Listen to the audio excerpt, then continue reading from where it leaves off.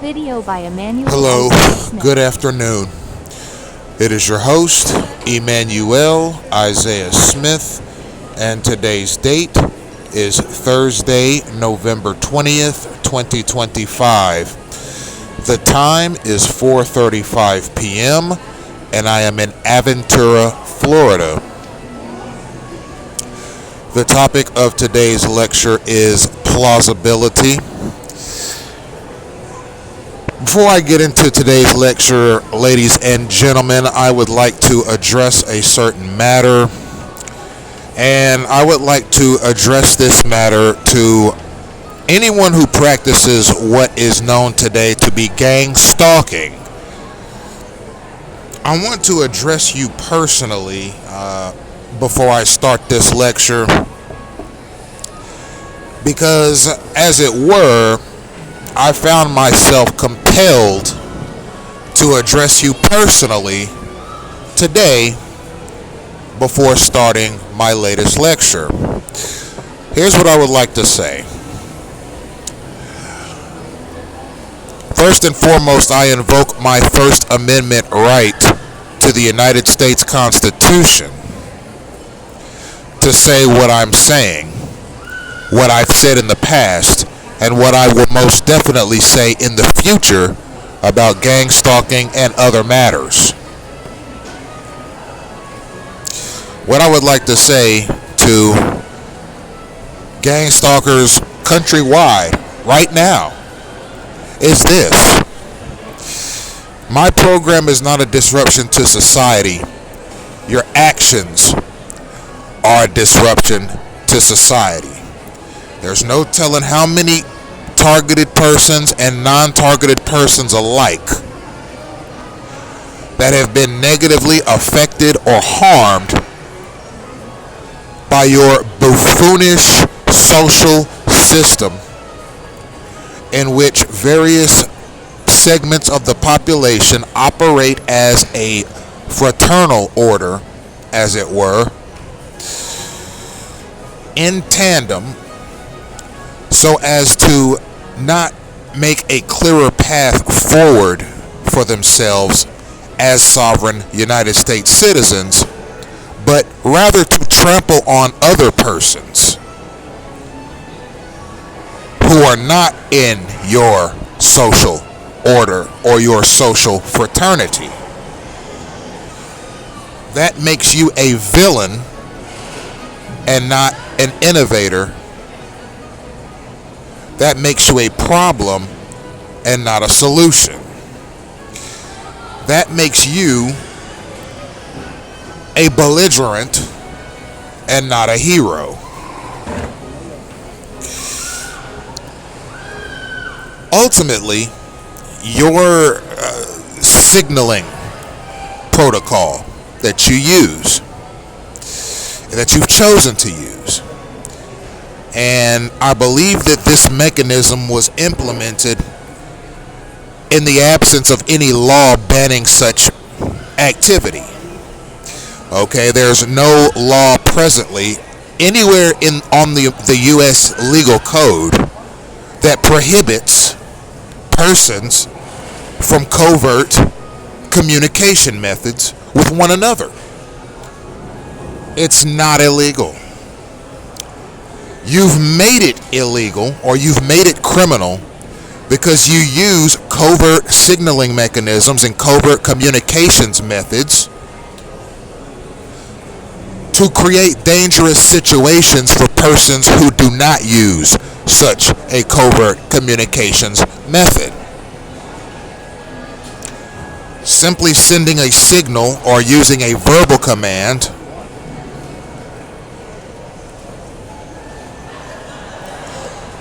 or even driving your vehicle a certain way so long as that vehicular maneuver isn't dangerous or obstructive, okay? None of these things in and of themselves cause harm. If you use a signal, whether it's a physical gesture or a verbal cue or a vehicular maneuver of some kind, simply to communicate to another person, in and of itself is harmless. But when it becomes a cabal or it becomes organized mobbing activity.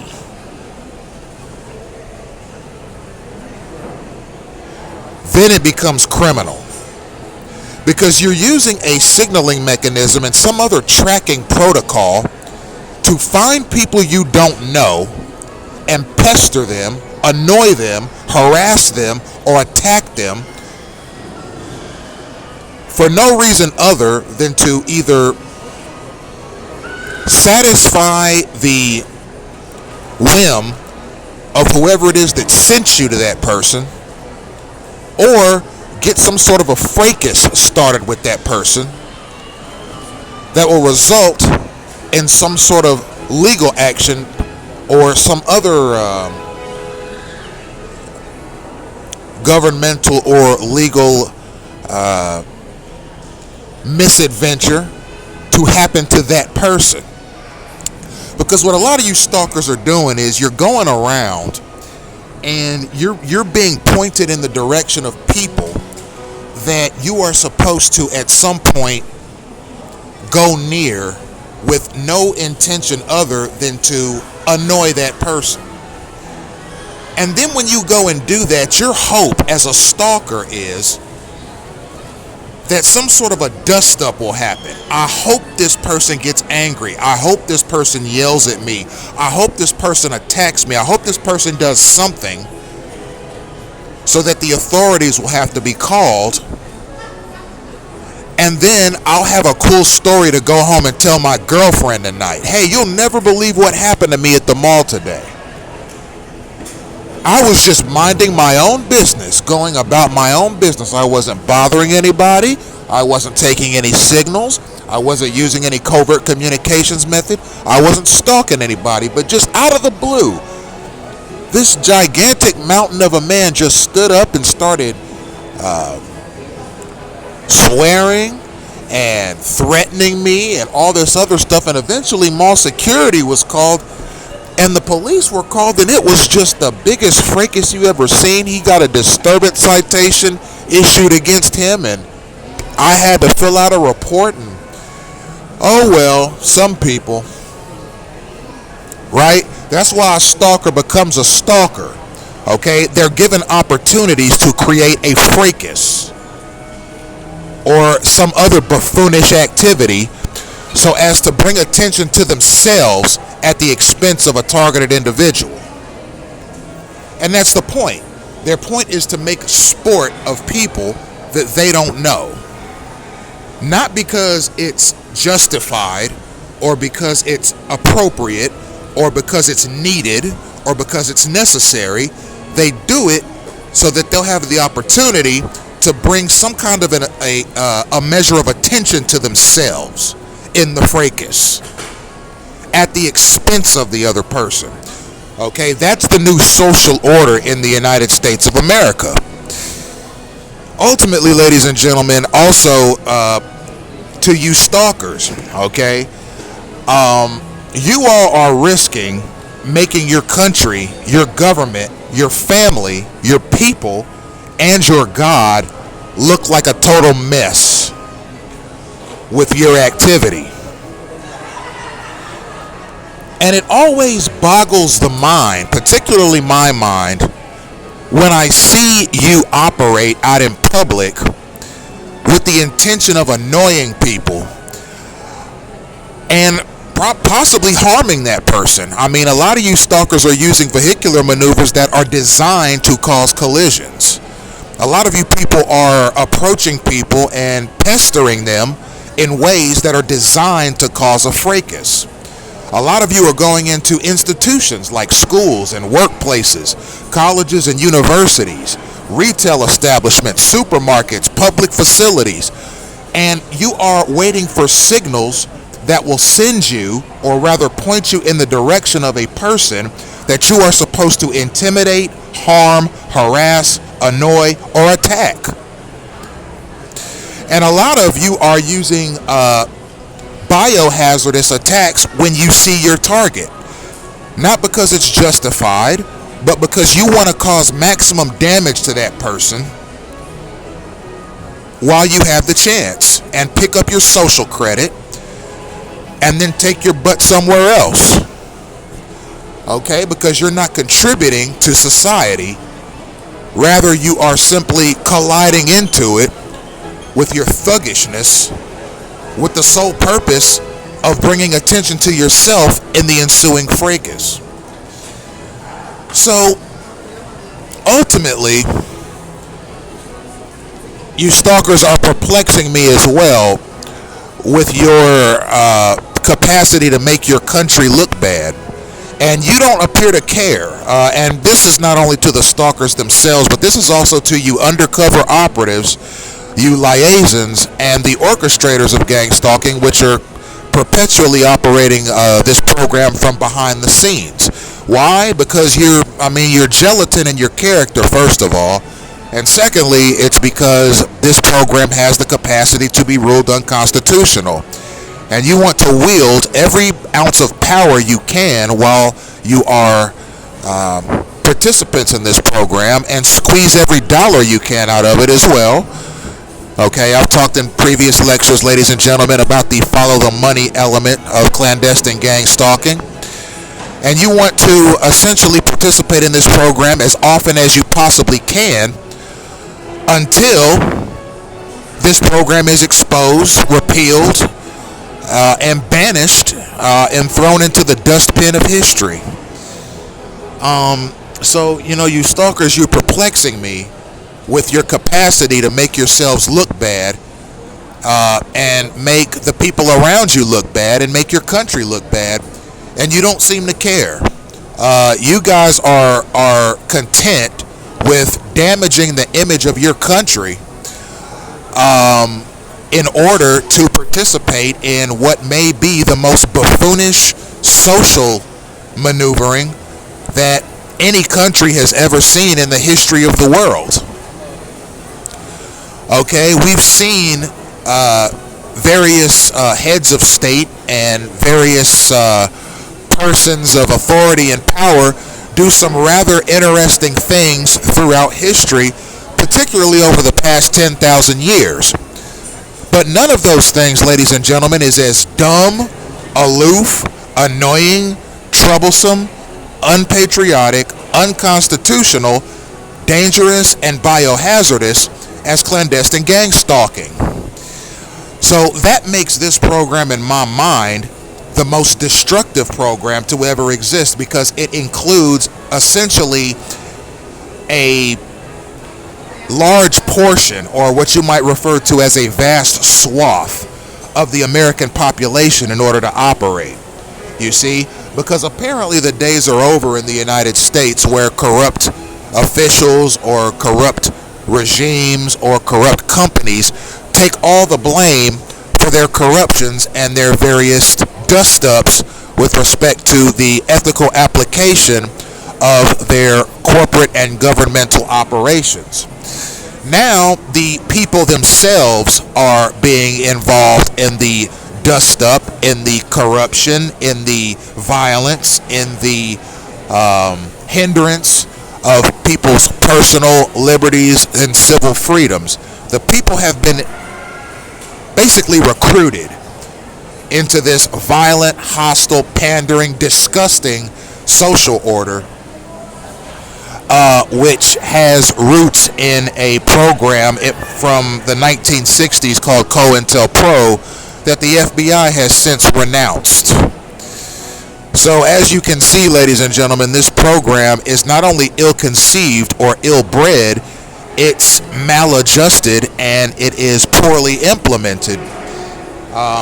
So, you stalkers, and all you people that participate in street theater, and the ones of you that participate in various acts of malfeasance when you're out in public because someone pointed you in the direction of a person you're supposed to irritate or provoke. You never cease to amaze me, you stalkers. And now, mind you, I'm talking to you liaisons and you undercovers too. Okay, you undercover operatives too, because all of you conduct yourselves just as animalistically as gang stalkers do. So I'm talking to the lot of you here. Okay, it never ceases to amaze me how ready you are to make your country look bad by participating in something this horribly maladjusted and ill-conceived as clandestine gang stalking. And you don't appear to care that your country is going to be horribly maligned, okay, by your actions, and that shows right there that you're stalkers. You're not patriotic. Okay, you're a bunch of signal taking, signal giving, annoyers, harassers, and germ spreaders. Okay, you are a standing army of useful idiot buffoons, and I'm surprised that President Donald Trump has not called a state of emergency because of your actions. Because you people, you knuckleheads, you're killing people out here with this signaling mechanism you're doing, and with your horrible vehicular maneuvering, which is designed to allow you stalkers to control the streets. It's not enough for you to control institutions with your signaling, with your hostility, with your organized mobbing mechanism. You want to control the roads and highways as well. So you use synchronized vehicular obstruction of movement mechanisms that are designed to create aggressive driving maneuvers against other motorists, particularly the motorists that you've been signaled to obstruct, with the intention of either running them off the road, causing a collision, or simply making them desire to drive their vehicle less. Because after all, you stalkers get to control who drives and who doesn't. Isn't that right? So it never ceases to amaze me how these stalkers, they don't particularly care about the damage that they do to the image of their country. And they don't care how this country comes out looking when this program is finally exposed. Now, a lot of you, particularly in the government that work for the governmental auxiliaries of the United States, you may look at this lecture, you may look at my project and say, well, there are a number of remedies, sir. You could move to a new country, or you could just sit back, relax, and allow us to do as we please. Because at this point, we don't think that your project serves society, because you are causing a commotion about something that American society has not shown a particular desire to know more about. Well, to you, I say, I invoke my First Amendment right to the United States Constitution to say what I please in the past, in the present, and in the future, now and forever. And I consider my First Amendment rights to be my most potent weapon against your thuggery, your signaling, your organized mobbing, your disease communication, and your synchronized vehicular obstruction and collisions. And I will continue to use this First Amendment freedom that I have to combat your thuggery and the thuggery of those who are like you. So also, and I'm going to repeat this, and I'm going to reiterate this. It never ceases to amaze me how you stalkers disregard the reality that participating in this type of behavior, particularly because it's state-sanctioned behavior. Okay, this is obviously national security stealth legislation that got implemented. It's social engineering, courtesy of Congress, okay, and courtesy of various intelligence and national security auxiliaries and covert operations. It's obvious that's what's happening here.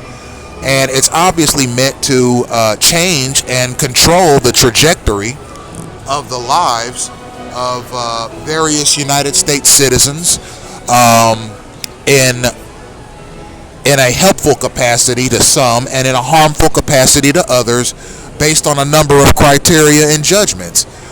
It never ceases to amaze me how these gang stalkers, they participate in some of the most disgusting and annoying, troublesome, and violent behaviors you've ever seen, and they do so because someone else pointed them into the direction of the person that they're supposed to do that to.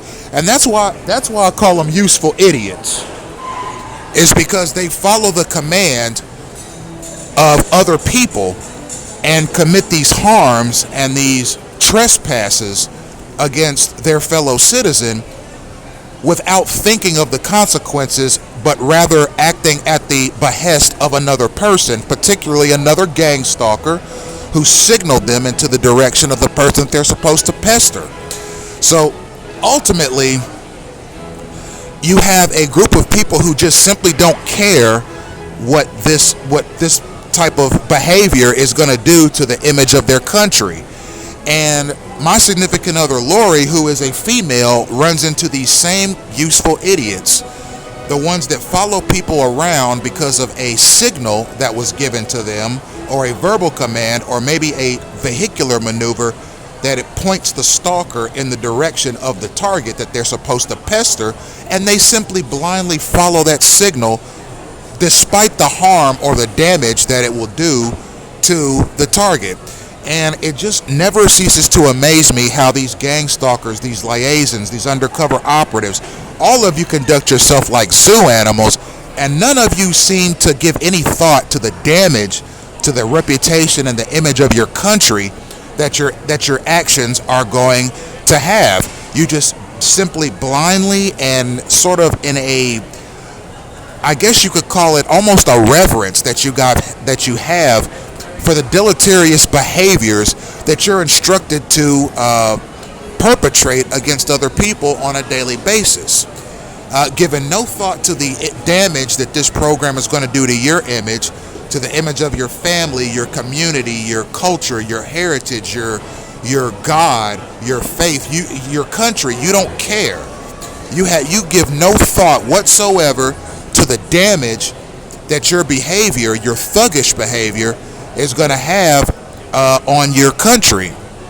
And at some point, me as a targeted individual has to look at sort of the stupidity of the matter and say, it's just so strange that sovereign United States citizens who have a limited lifespan on this earth would take time out of their valuable existence to do something like clandestine gang stalking. I mean, it's almost as if they're saying to themselves and to the world, yes, I am a person who will blindly follow idiotic signals to do idiotic things at any given point in time because I find it adventurous, I find it fun, I find it useful. It makes my life more interesting, and I don't care the damage that it does to my reputation, my family, my country, anything. I will continue doing this because I enjoy doing it, and it makes me feel like I'm better than someone else or superior to someone else to be able to take a signal to their location and pester them or annoy them endlessly and without recourse. It just never ceases to amaze me how little regard these stalkers have for the damage that their actions are going to do to their country's reputation around the world. And quite frankly,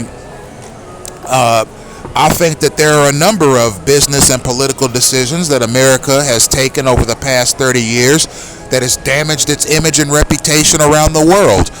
Now that image and reputation is going to be damaged even further when it comes to light that the United States citizenry, a vast swath of them, have decided to participate not only individually but with their families in a state-sanctioned signaling mechanism that is tantamount to organized thuggery.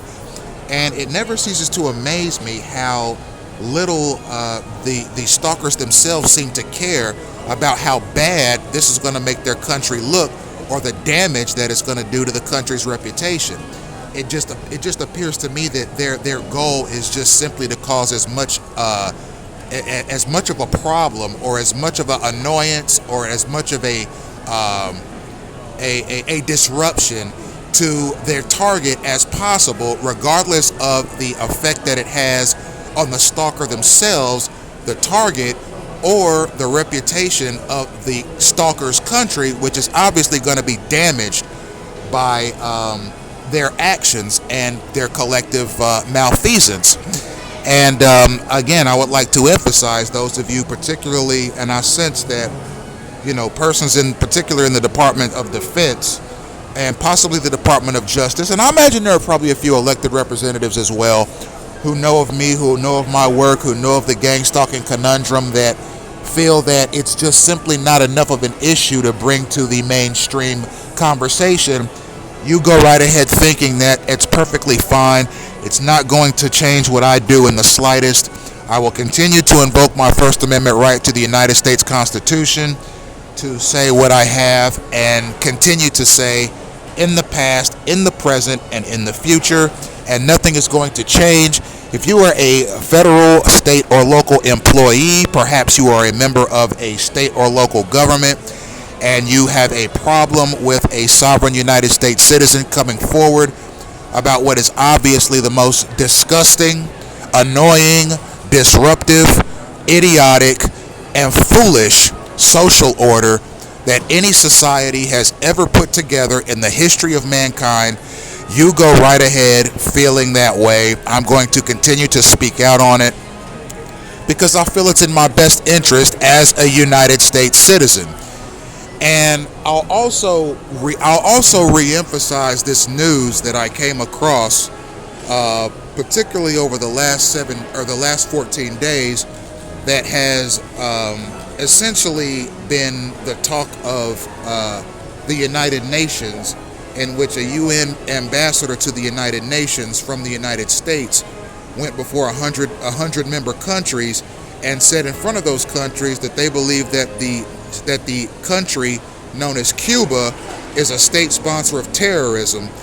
And I am going to continue driving that point home as well, because I live in Miami-Dade, Florida, which is 85% Cuban, and this matter certainly concerns me and my well-being and the well-being of my significant other as well, because I am certainly of the mindset that there are terror cells operating here in Miami-Dade County, Florida.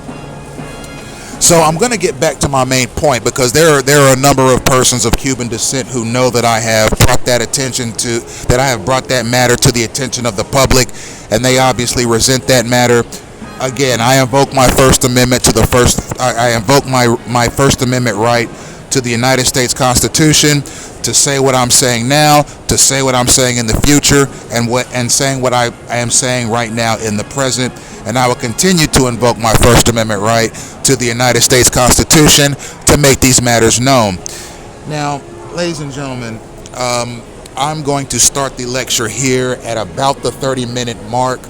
I wanted to address in a very direct and very blunt way my gang stalkers, because quite frankly they are essentially the family of cockroaches that just won't go away.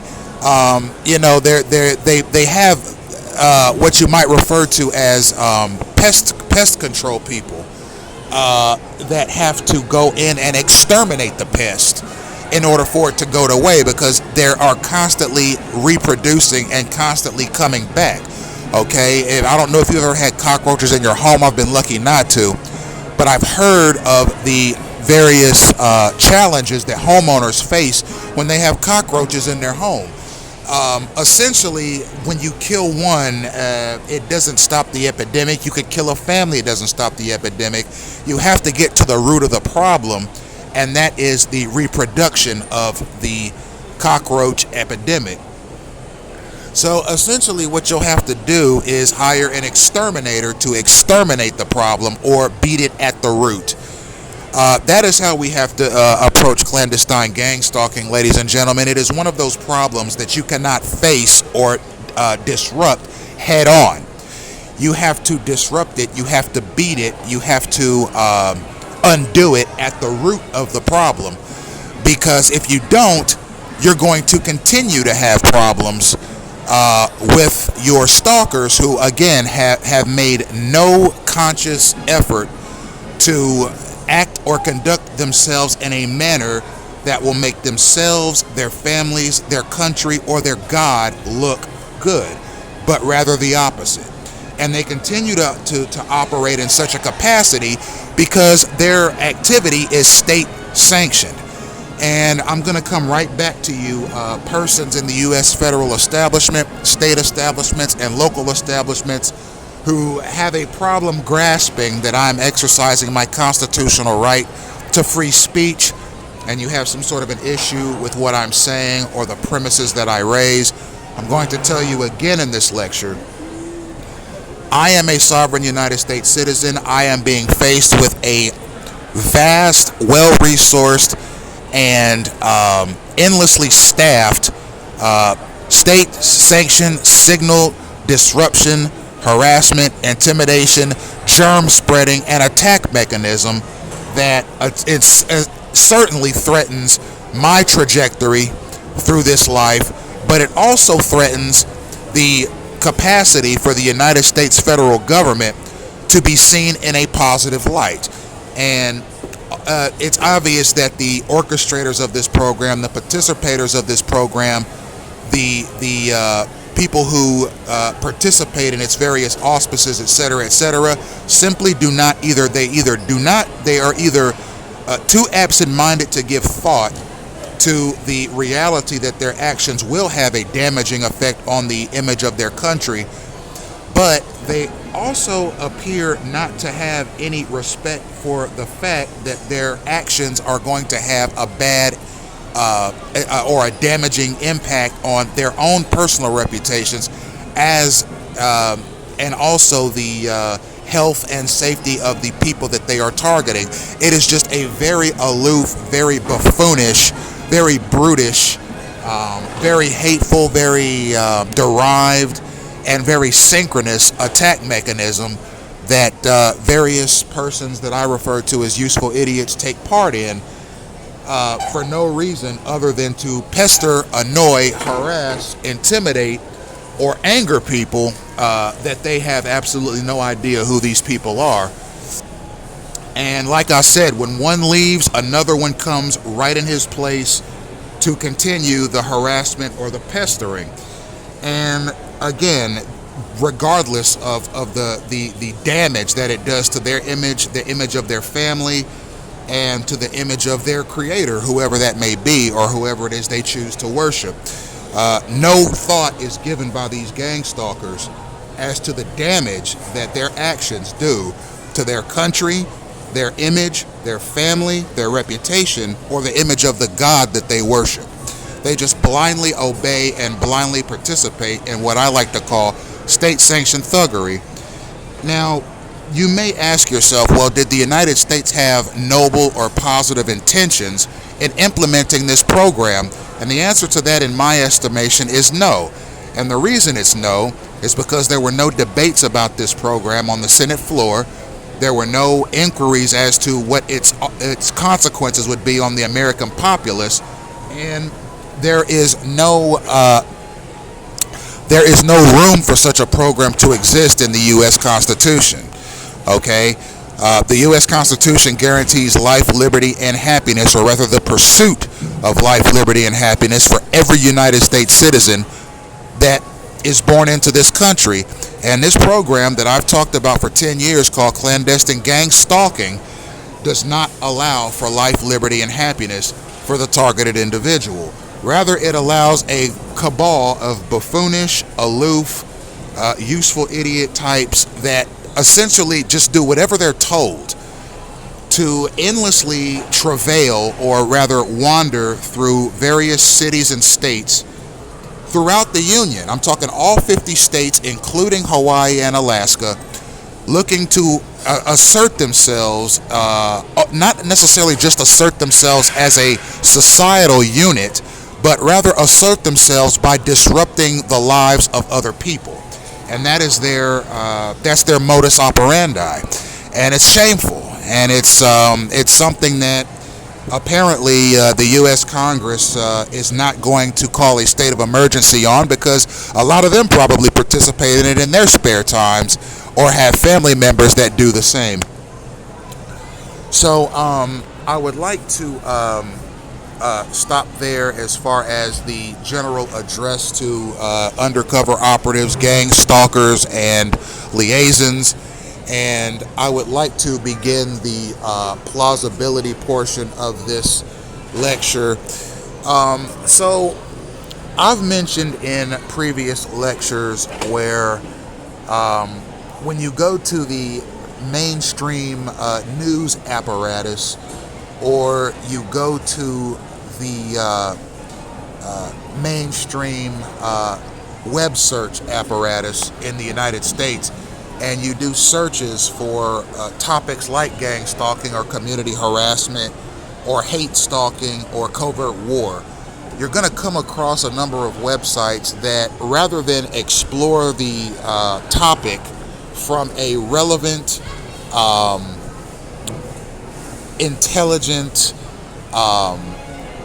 fortuitous, virtuous, ethical, and subjective posture, you're going to see here in the United States, particularly in the mainstream news apparatus and in the mainstream web service apparatus, a situation where gang stalking is talked about from a perspective of antagonism towards the targeted individuals, or rather the people who come forward about clandestine gang stalking. And I've found a number of articles that prove my point, or rather support my point.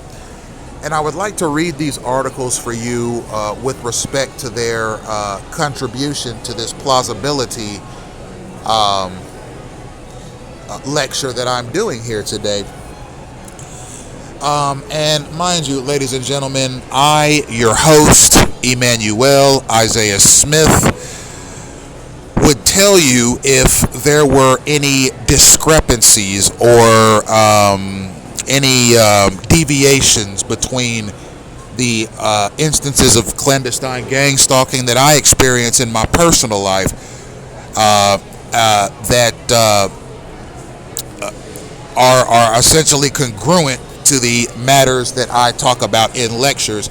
I can assure you, ladies and gentlemen, that these matters are parallel with respect to the lectures that I do.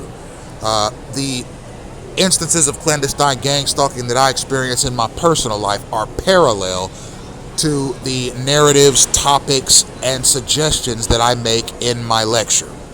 So I want you to know and understand that, ladies and gentlemen. So here I got on Wikipedia an article on gang stalking, and here's what it says. And I'm going to show you how the mainstream news apparatus and the mainstream informational apparatus here in the United States is rigged in this discussion to stifle the discussion and certainly diffuse any progress to be made on this discussion, because quite frankly there are so many people in this country participating in it. It would amount to a national embarrassment, a national cataclysm, and a national catastrophe if such a thing were found to have contained criminal elements. I mean, it would essentially criminalize up to half of the American population instantly if these matters were looked upon with the attention and the merit that they deserve. So I'm going to show you how some of these informational mediums have distorted or maligned the truth about clandestine gang stalking. So you have Wikipedia, and mind you, ladies and gentlemen, this discourse is going to go well over the hour mark. So I wanted to let you know right ahead. Thank you for watching. Here on the Wikipedia, it says that gang stalking or group stalking, and I'm reading directly from the article. Gang stalking or group stalking is a set of persecutory delusions in which those affected believe they are being followed, stalked, harassed by a large number of people. The term is associated with the virtual community formed by people who consider themselves targeted individuals, claiming their lives are disrupted from being stalked by organized groups intent on causing them harm.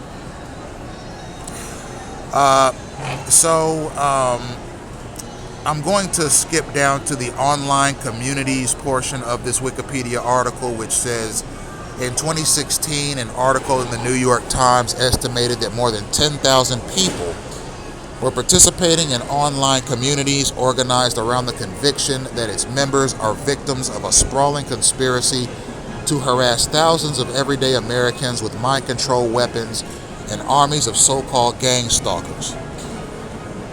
The article identified a 2015 paper by Sheridan and James entitled Complaints of Group Stalking, an exploratory study of their nature and impact on complainants, as the only scientific study of the topic at that time. Hundreds of these communities exist online. News reports have described how groups of internet users have cooperated to exchange detailed conspiracy theories involving gang stalking. Kershaw and Weinberger say that websites that amplify reports of mind control and group stalking are an extreme community that may encourage delusional thinking and represent a dark side of social networking.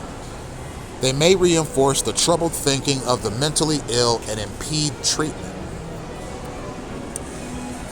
Okay, and I'm going to stop there, and then I'm going to read the next article for you that totally distorts the narrative and the realities here. This website to so definitively suggest that gang stalking or group stalking is a set of persecutory delusions is in itself shameful to the core, because it immediately stifles an objective conversation on this matter. Okay, persecutory delusions, okay, are it's a psychological term that suggests that a person has convinced themselves that they are being persecuted when that belief, that self-belief, is not true. So what this article is doing right from the very first sentence of the article is saying that gang stalking, something that so many people have come forward about in various capacities over the past 20 years in particular, is simply a set of persecutory delusions, and that it's not really happening. That in itself sort of it attempts to rob the gang stalking conversation of all the credit right from the opening sentence. And also in the online communities part of this this Wikipedia article, it says that there's a group, apparently some sort of an analyst group or a consulting firm called Kershaw and Weinberger, which says that websites that amplify reports of mind control and group stalking are an extreme community that encourage delusional thinking. Now, here's what that says to me, okay? I imagine that this Kershaw and Weinberger firm is probably a top-notch organization or entity that has done a lot of good things over the course of its existence. But on this one, they have it totally wrong. Okay, I'm of the mindset that people who have either not participated directly in gang stalking or what they know to be gang stalking, or experienced it themselves, can be told anything. You know, I oftentimes call gang stalkers useful idiots, and I'm going to continue to call them useful idiots during this lecture. And the reason I call them useful idiots is because they're just that. They are easy to deceive, they're easy to use, and they don't have the cranial capacity to see that what they're doing is state-sanctioned thuggery or domestic terrorism. So when you take a firm or a network like Kershaw and Weinberger, who was probably instructed by someone or some component of the United States national security or intelligence apparatus, to simply write without knowledge that gang stalking is a persecutory delusion or something that encourages extreme thinking or extreme paranoia or conspiracy theories is in itself appalling, because it shows that there are even companies and consulting firms and news agencies who, rather than doing investigative research on the truth, they are knowingly and willingly assisting people who who basically blindly follow the orders of other people with respect to what it is they need to do, what it is they need to say, where it is they need to go, and who it is they need to descend upon with pestering, annoyance, and disruption. And, ladies and gentlemen, mind you, this is across the demographic spectrum. I have experienced gang stalking in Ohio, Tennessee, and Florida, which are the 3 states that I've resided in, as well as various other states that I've visited throughout my 40 years. And I can promise you, ladies and gentlemen, it is equally as annoying, equally as troublesome, equally as disruptive, and equally as thuggish, regardless of the state you're in, regardless of the city you're in, and regardless of the demographic of the people that are participating in it. So, when you look at articles like this, that simply they don't really take an objective look or an academic look at clandestine gang stalking. They just simply regurgitate this narrative of it being simply a persecutory delusion or something that should be dismissed by society as either too trivial to care about or simply just not worth their time. And what I did last night when I was looking at this Wikipedia article, and mind you, I don't personally consider Wikipedia to be the be-all to end-all with respect to knowledge, but it is a vast academic resource in many respects that you can pull from, and there's more moderation as to the accuracy of the content posted on these pages as there were in past years, so I consider it to be reliable in that capacity. So I looked up persecutory delusion, and I want to read these 3 paragraphs on persecutory delusion because it plays into the matter at hand, particularly with respect to plausibility, because you must understand, ladies and gentlemen, that with respect to the gang stalking conversation, okay, there has to be plausibility. There has to be plausibility with respect to its operation, its existence, its auspices, its financing, its recruitment mechanisms, and there has to be plausibility with respect to the capacity for the people coming forward about this program to be telling the truth about it. So when you look at persecutory delusions, it says those who believe they are victims perceive the stalker's motivation is to disrupt every part of their lives. The stalking activities involved are described as including electronic harassment, psychotronic weapons, directed energy weapons, cyber stalking, hypnotic suggestion, transmitted through remotely accessed electronic devices, and other alleged mind control techniques. These have been reported by external observers as being examples of belief systems as opposed to reports of objective phenomena. Among communities of self-identifying targeted individuals, gang stalking is described as a shared experience where the gang stalkers all coordinate to harass a set of individuals, with the community serving as a venue to sharing the perceived experiences of victimization. Now, this is a very thorough and very insightful first paragraph to persecutory delusion. And I'll have you note, ladies and gentlemen, that it's going to take, particularly with respect to how I do these lectures on clandestine gang stalking, it's going to take a measure of vocabulary acumen to grasp these matters. Okay, gang stalking is not A plus B equals C. Okay, gang stalking is not 1 + 2 = 3. Okay, gang stalking with respect to its application, okay, and its derivation and its effect on society, gang stalking is calculus. Okay, there are many variables that factor into its operation and its effectiveness, and there are many variables that will determine, okay, how stalkers do what they do and how targeted individuals react to it.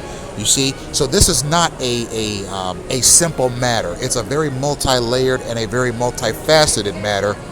And to oversimplify it would be to essentially strip the topic of its dignity, of its importance, and of its imminence. So these matters have to be analyzed in their totality, in their holistic capacity, if the entire story is to be told. So the second paragraph says that a study from Australia and the United Kingdom by Lorraine Sheridan and David James compared 128 self-defined victims of gang stalking with randomly selected group of 128 self-declared victims of stalking by an individual.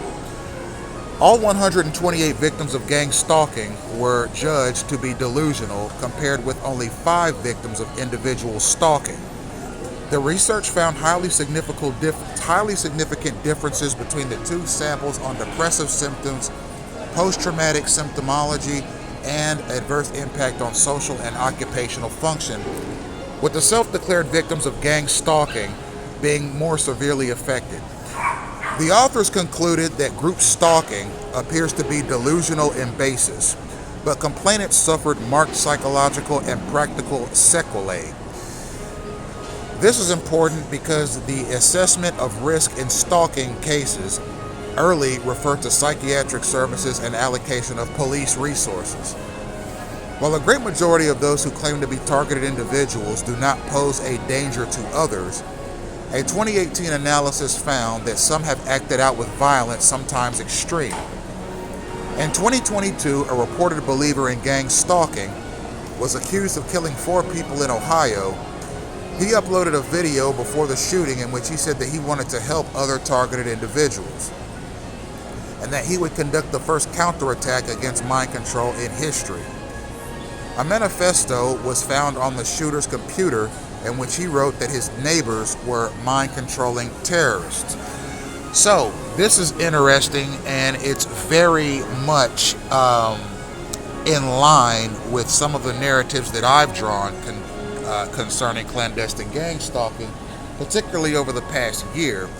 Now, if you Google me, if you Google my name, Emmanuel Isaiah Smith, or if you Google my businesses, EIS Media Group or Bible Discourses LLC, you will see a holistic screenshot of my portfolio from 2015 to the present day, and you'll see some of these very themes that I've just read about echoed on my project over the past 10 years. And I'd like to expound some in this lecture as to some of those particular parallels to what I've said in my own videos and posts. So when it says here that there was a study done where 128 self-declared victims of stalking, of gang stalking rather, were judged to be delusional. Now, I would like to stop it right there. Think of how rigged a study has to be, particularly a psychological study, to declare all of the persons who believe themselves to be victims of gang stalking as delusional. Imagine how rigged and how corrupt that study had to have been. Okay? That study was not a study at all. Okay? When you do a study, particularly of a psychological nature, that study has to be objective, and it has to be subjective, and it has to follow the scientific method in order for it to be valid. How can you say that you have a valid study in place that finds 100% of the test subjects delusional when they talk about their experiences with respect to something? Okay, that shows me that the study was invariably rigged from the beginning, and the study was not a study at all, but rather it was a mechanism in place to discredit people who are self-described targeted individuals, people who obviously experience gang stalking. And here's how you know it's gang stalking, ladies and gentlemen. So it doesn't just have to be a food court. It doesn't just have to be a shopping mall. It doesn't have to be a neighborhood or a community. It doesn't have to be a public library or a public park. It doesn't have to be a restaurant. It doesn't have to be a retail establishment. It doesn't just have to be a church. It can be a combination of all of the above, where when you enter into the establishment, or when you subject yourself to the establishment, or you join the establishment, or you interact with the establishment, and you constantly see similar behaviors from different people. And these behaviors are all similar in that they're annoying, they're disgusting, they're disruptive, they're troublesome, they're biohazardous, they're violent, and they're unwanted.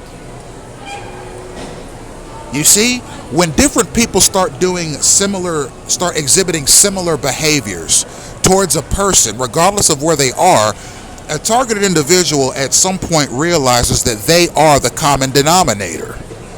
Okay, they are the common variable. It is them and not somebody else who is constantly experiencing these horrible, threatening, intimidating, or even violent behaviors from different people in synchronous manners, in similar ways, in different locations. You see, what are the odds that you keep running into the same kinds of useful idiots in various establishments, regardless of the establishment, and regardless of what your participation in the establishment is? That's how you know you're being targeted. That's how you know that the people around you are the kind of useful idiots that will do anything that somebody else tells them to do, so long as there are other useful idiots around to support them. So when you talk about this particular study, okay, this study was conducted by useful idiots.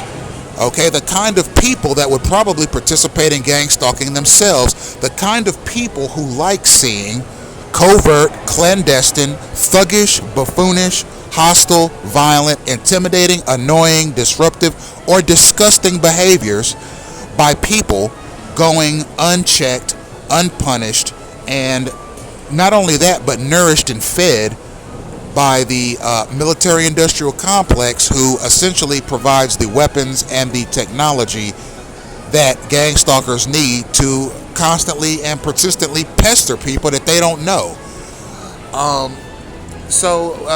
These self-declared victims of regular stalking were found to be more credible, because only 5 of them were perceived to be delusional, but 128 self-proclaimed victims of gang stalking were found to be delusional. And that just goes to show how rigged and how corrupt that study was, to have found all of the people who identified as targeted individuals to be delusional. And what that also tells me is that society, and not just society as a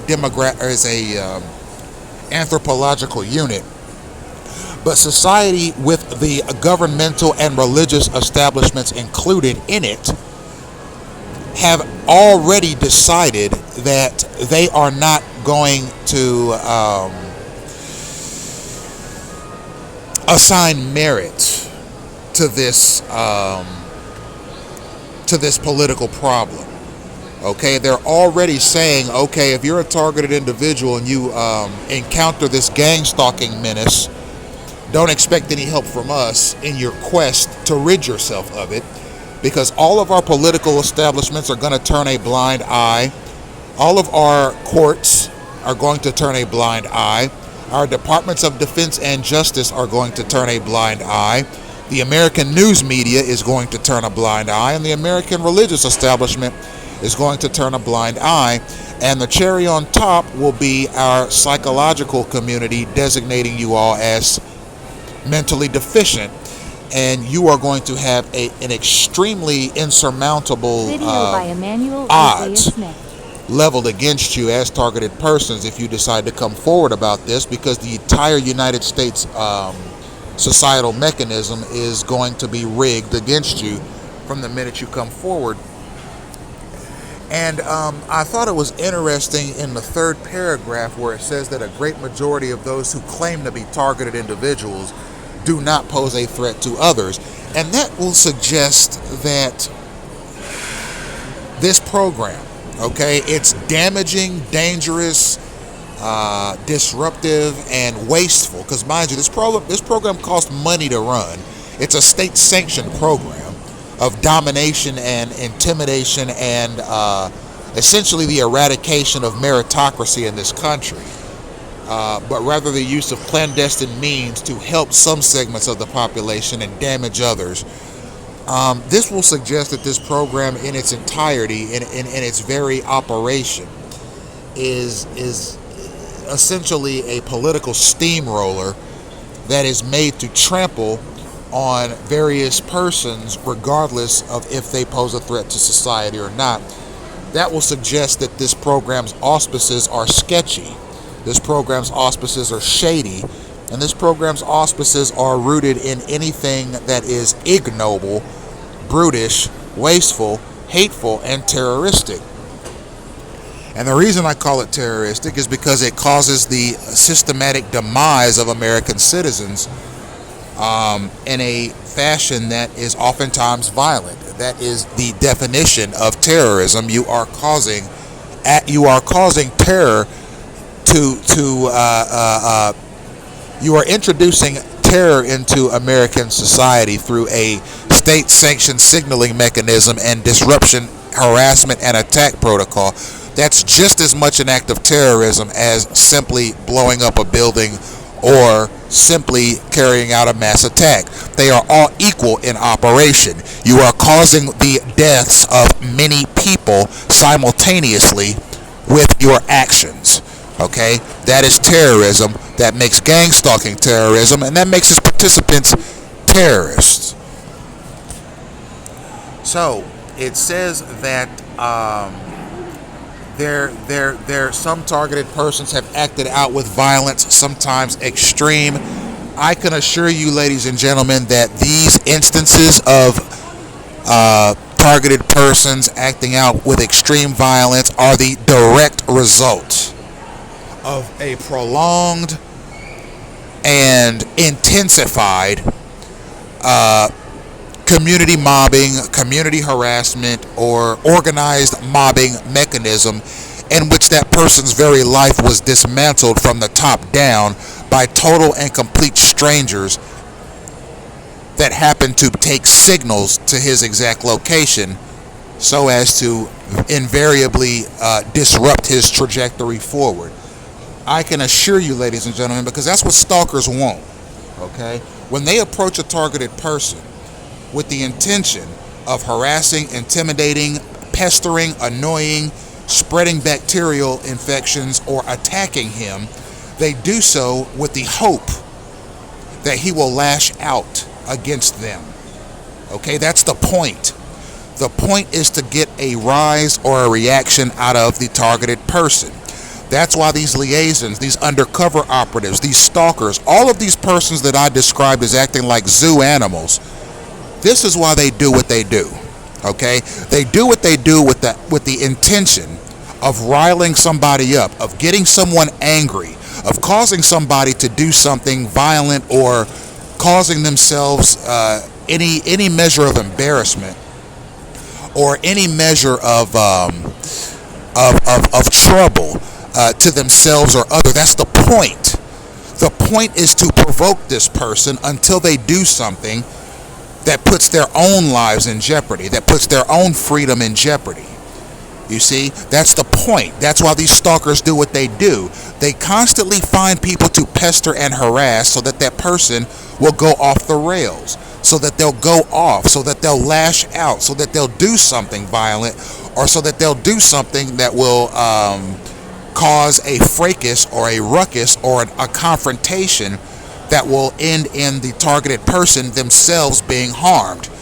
That's why stalkers do what they do. The goal is to cause a problem or some sort of disruption in public. Okay, that's why they do what they do. That's why they take these assignments on.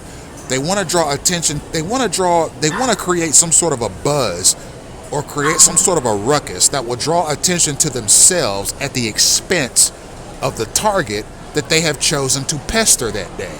You see, that's why stalkers do what they do. They are constantly looking for people to impose theirself on with their attack mechanisms so as to cause some sort of a problem, to cause some sort of an instigation, to cause some sort of a fracas, or to cause some sort of a commotion, so that they themselves can absorb attention.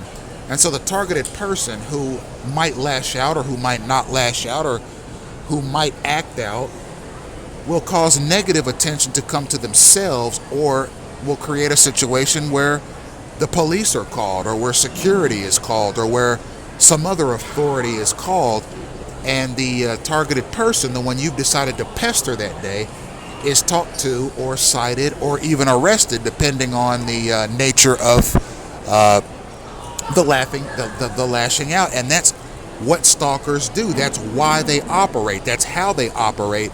That's how they make sport of that's how they pass their time. It's their hobby. It's their recreation. It's the way they assert themselves in society. It makes them feel as if they are alive. It makes them feel human. It makes them feel like they're a part of something. It makes them feel like they're invulnerable. It makes them feel above the fray. It makes them feel above the person that they have chosen to target. It makes them feel as if they have found a way to ascend the ladder and perch themselves atop of the American legal code. It makes them feel all these kinds of ways to perpetually take signals or other types of gestures or verbal commands or what have you to a targeted person's location. And mind you, ladies and gentlemen, these stalkers, they don't know the people that they're pestering. They just happen to take some sort of a signal to their location, and they sit down or stand up or walk by or what have you, and perpetually annoy, attack, pester, harass, or disrupt that person in such a way so as to try and cause a fracas. That's what these stalkers want. They want to cause some sort of a commotion or some sort of a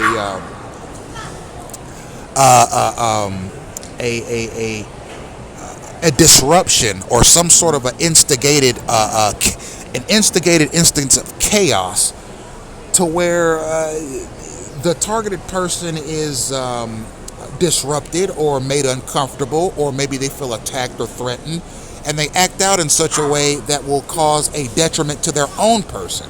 That's why a lot of the stalkers that targeted persons see are of size. They're large, they're burly, they're stocky, they're thuggish looking, or they're violent, or they're good at fighting, because these stalkers, when they send one another or they signal one another to a targeted person's location, they always know that this could be the straw that broke the camel's back.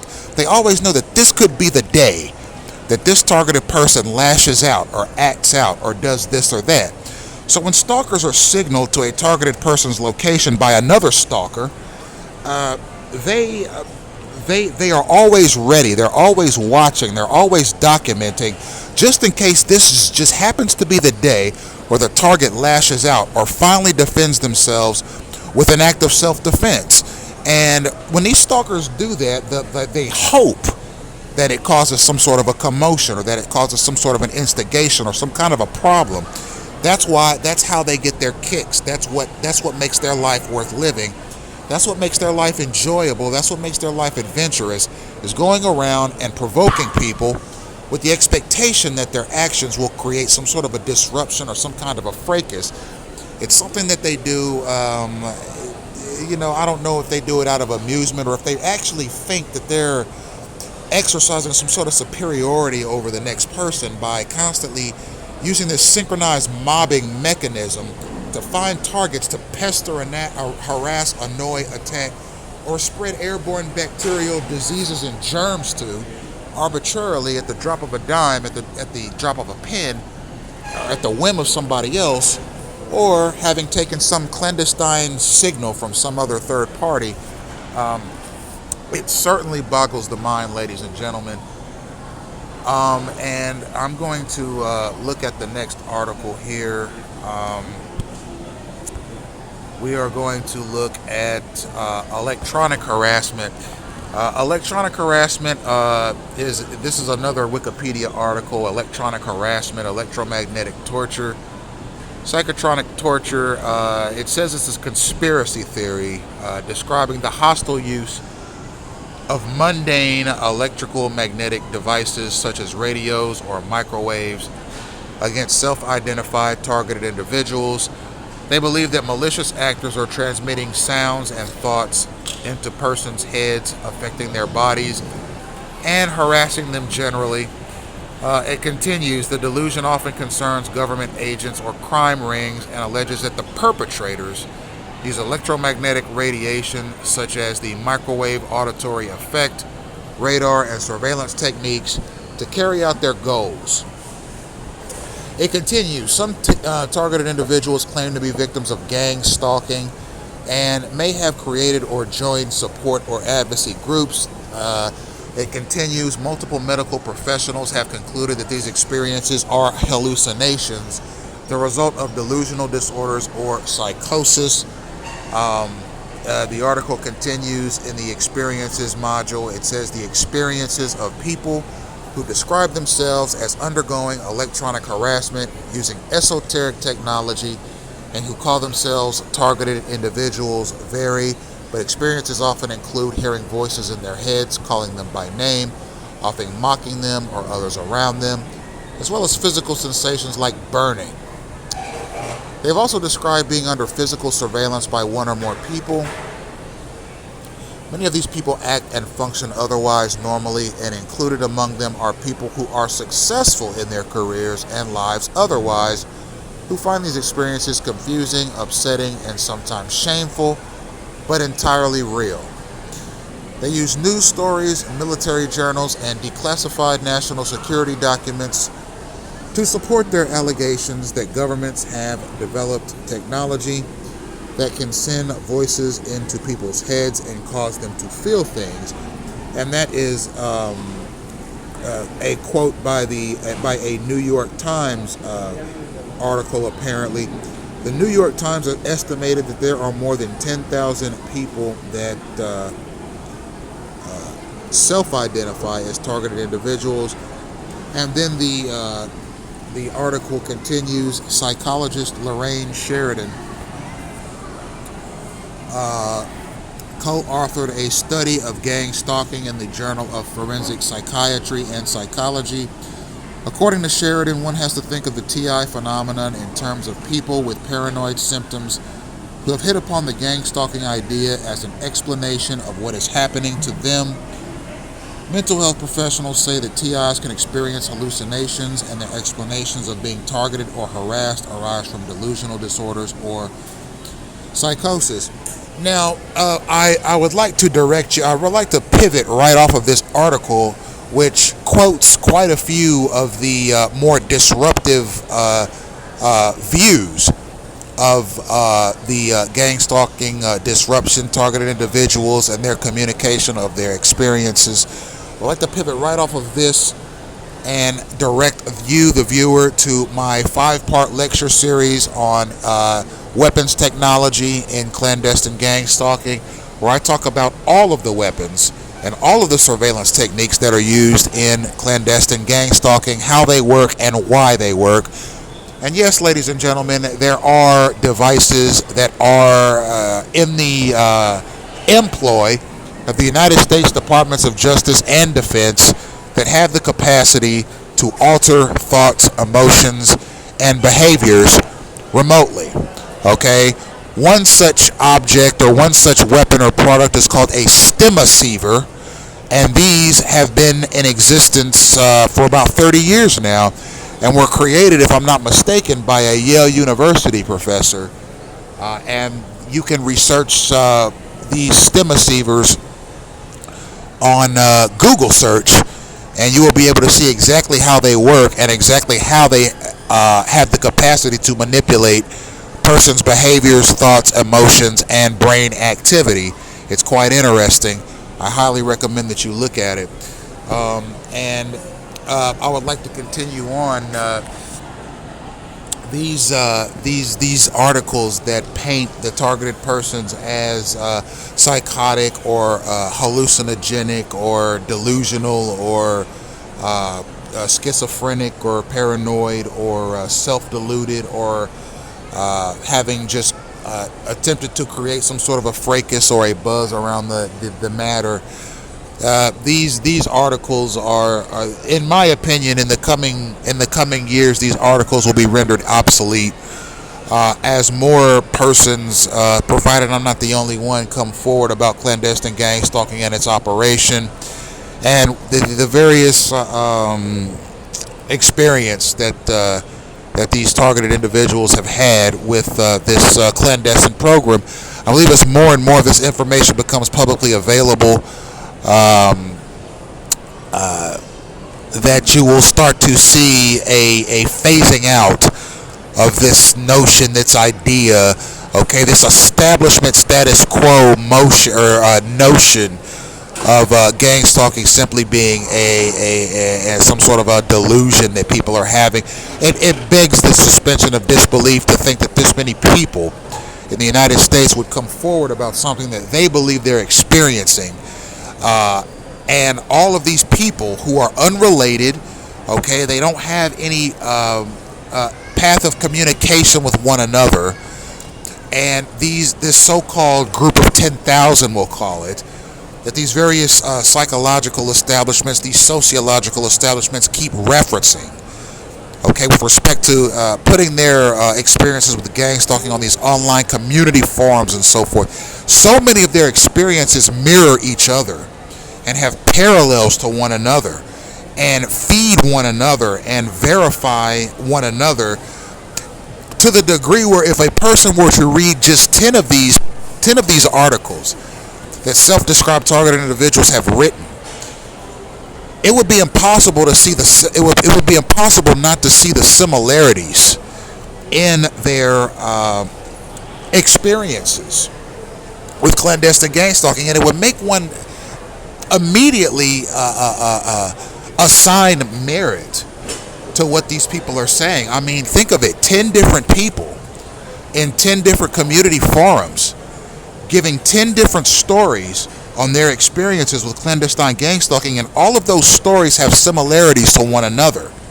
All of those stories have various parallels to one another. All of those stories mirror one another. All of those stories have similar operational similarities to one another.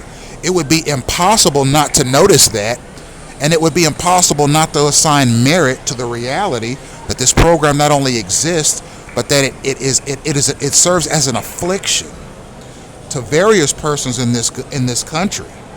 Okay, and this affliction is being carried out by other citizens in this country.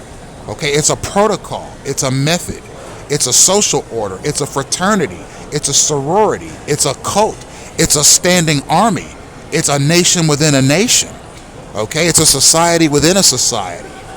And it is impossible not to see the similarities in the stories that people are drawing about this matter. Okay, this many people who do not know one another, who are having similar experiences with similar types of persons, can't all be lying. Okay, that's called corroboration. Okay, in an American court of law, if you get and you have people testifying about a matter, it could be a criminal matter, it could be a civil matter, but when you get multiple people on the witness stand and multiple people are saying the same thing about an event, okay, that is called corroboration. Okay, and that's the kind of things that judges, attorneys, and juries look for when they're creating an opinion about something that is alleged to have happened. You got multiple people saying the same thing about something that they're experiencing, and these people don't know each other. They are, we'll say, 10,000 unique people having 10,000 unique experiences about clandestine gang stalking. These 10,000 people who don't know each other are giving you similar information about something they're experiencing. That's called corroboration, and it's worthy of merit, and it's quite frankly, it's evidence that this horrifyingly buffoonish social engineering product that has been implemented by the U.S. federal establishment via its national security mechanism and its intelligence mechanism into society on the coattails of national security legislation is real. Okay? It increases the plausibility of something, ladies and gentlemen. When multiple people come forward about something, and these experiences, these ideas, these concepts, these stories, okay, they mirror one another and they reflect one another. That creates a story that is plausible. That creates a story that has merit. That creates a story that has evidence. This is an evidentiary situation we're seeing here, ladies and gentlemen, where multiple United States citizens who do not know one another are coming forward about similar instances of organized mobbing, stalking, harassment, intimidation, biohazardous germ spreading, and other attacks that they're experiencing at the hands of people that they know and don't know alike. Okay? If a person lives in Montana and they experience clandestine gang stalking, and then that person moves to Tampa, Florida, and they continue to experience clandestine gang stalking, you have to scratch your head and wonder, how could a person just arbitrarily pull a story like that out of a hat and spread it around as the truth if it's not the truth? If this many people are saying the same thing about something, chances are it's the truth. If you sit in on any trial, whether the trial is criminal or civil, and witnesses are called, whether it's on the behalf of the complainant or the defense, when witnesses are called, if there is a jury of 6 or a jury of 12, they look for corroboration. They look for similarities in the witness's story before they can make a proper judgment as to who is right, the defense or the prosecution. Okay? Typically, in a criminal matter, 2 or 3 witnesses is all you need. If you're looking at a more heinous crime like murder or something to that effect, or if you're investigating some sort of an organized crime ring or something to that effect, typically more witnesses are called, sometimes 10 to 50. But when you have that many witnesses that are called to testify in a judicial matter, okay, 10 witnesses is oftentimes enough. 20 witnesses is oftentimes enough. 50 witnesses is oftentimes enough. And obviously, if their testimony is parallel in its operation to the evidence presented by either side, the jury is going to side with the plaintiff or the defense, depending on which side the evidence agrees with the most. 10,000 people coming forward about a societal problem is more than enough evidence and more than enough corroboration to indict clandestine gang stalking as a plausible reality. Thank you for tuning in, ladies and gentlemen.